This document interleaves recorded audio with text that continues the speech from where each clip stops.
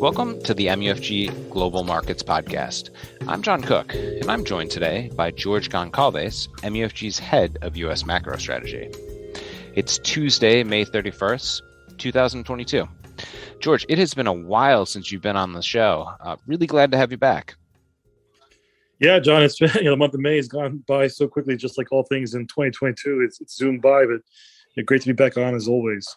Yeah, for sure. And there is plenty, as there has been for all of 2022. There is no shortage of things to speak about. And along those lines, we've covered a lot about this year's epic moves across various asset classes in both these podcast episodes as well as in your macro strategy pieces.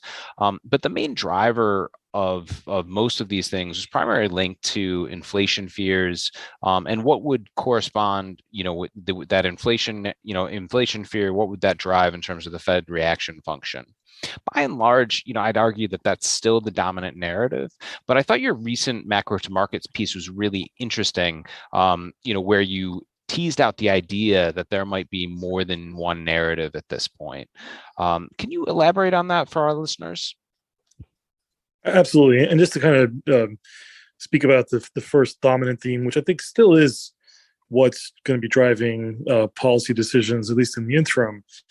But we've been, for the better part, since the Fed pivoted to being more hawkish, to then acknowledging that inflation is not transitory, they've been really sending a message that they're going to tackle inflation, and that's really what's been the main narrative, as well as the rise in inflation itself all throughout 2022.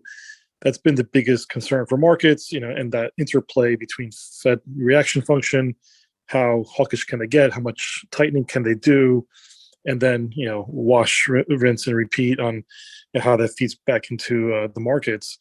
But as with everything else, you can have more than one narrative running in parallel, and I think we're starting to see some of those form. As I wrote in the last piece, from inflation to recession fears, and that, by the way, is only one of many other potential narratives. But there is some concerns about recession risks or growth slowdown after a pretty epic growth in 2021, and then the slowdown that we actually had negative GDP in Q1, and we have had uneven economic activity really since the pandemic and the reopening, and then of course in reaction to the war in Ukraine. So I think the growth concerns and potential recession risks has started to run in parallel with the inflation fears, and in many ways the two kind of also can feed off each other. You could have an environment where you have high inflation and low growth, and that's the stagflation, which you can even have negative growth in real terms, but positive growth in nominal terms, where that's what happened in Q1, where we had a negative real GDP rate, but overall growth was high because inflation was high. And so I think this, we're kind of weaving in and out between, will the Fed actually be able to get their arms around inflation without creating a recession, and or will that kind of be the end goal from this this latest dynamic in the economy? There's other micro narratives that are also going on, but we can discuss those later. Yeah, thanks for that, George. So kind of to elaborate a little bit, how do you think price action, most recent price action, if you will, in rates, spreads, and as well as risk assets are related to these competing narratives that you just described? So the inflation risk really led to the big rate shock that we had, where we nearly or more than doubled rates in the long end sector, the 10-year sector of the Treasury curve.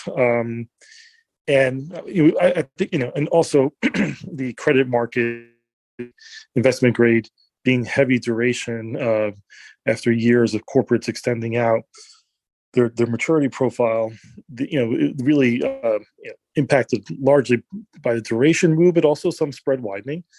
That was really the initial reaction to the inflation narrative at the beginning of the year through really April.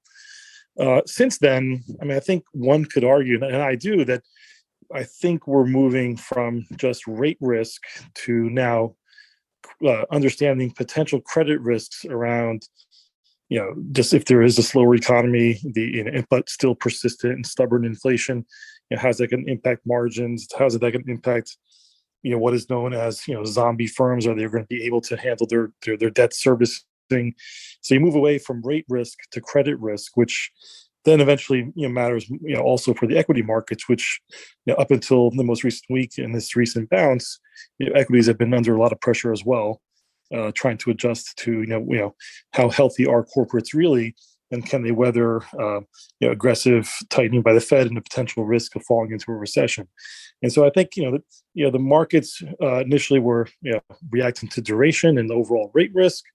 Now we're in a credit risk and risk premium reassessment, and that I don't think it's over. I think obviously 1 week does not make a trend. I mean, there's been a pretty decent bounce back, but even at the time of recording on Tuesday around month end, we're getting very interesting price action across rates, credit and equities. So I think that the jury's still out. If we're seeing a just a tradable bounce from oversold conditions and risk assets, that's still my view. I think that we have not seen lows yet in risk assets or the wides and spreads, especially for high yield, but we'll see. Yeah, it's. I think. Yeah, as you say, we will see, because this is the price action where we've kind of sold off in treasuries and then we rallied back, similar to your view, but certainly happening a lot earlier. So it'd be interesting to see to fast forward 3 to 6 months from now and figure out what this exactly is. As you just mentioned, this podcast is being recorded on Tuesday, May 31st. It will be released on June 1st. So I think let's use this as an opportunity to kind of look forward here. Whereas we're about to start a new month. What's the narrative what is June's narrative going to be? And what should our clients and our listeners be on the lookout for? I think June should be June's going to be a month of potential head fakes and do not underestimate the Fed's conviction. Although it's early in the hiking cycle, and there's already some calls for them to pause, and that's our overall baseline view over the course of the year. We don't think the Fed's in a position yet to really shift from its current posture. So I think this idea that the Fed's going to stop soon, or like as soon as June, or the premature stopping of the hiking cycle, I think that's going to be end up being the wrong view. And that's kind of what's been driving some of these risk market behaviors as well. So I think that June is going to be a rude awakening. I think that's really what it comes down to, for the lack of better words. Where, if you remember, there was a time in the glory days of QE when the Fed would always come to the rescue whenever something bad was happening.